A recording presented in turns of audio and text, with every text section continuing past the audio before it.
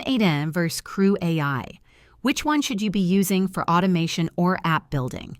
Hey guys, in this video I'm going with n8n and CrewAI, two tools that are getting a lot of hype, especially if you're into AI-powered workflows or automation.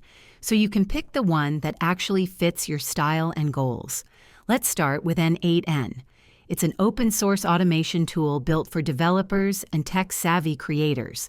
It works like a visual workflow builder where you connect apps and services to build custom automations. Great if you want full control over your logic flows and don't want to rely on big companies to run your tools. Now let's talk about CrewAI. CrewAI is newer and built around the idea of AI agents working together to get tasks done. If you're into LLMs like GPT or Claude, you can set up a team of AI workers to research, write, plan, and even code, all without much manual setup. So which one is better? If you're into deep automation, connecting APIs, and building custom tools, go with n8n. But if you're all in on AI agents, smart task delegation, and building with language models, CrewAI might be more exciting. Both are awesome, just used in different ways depending on how you work.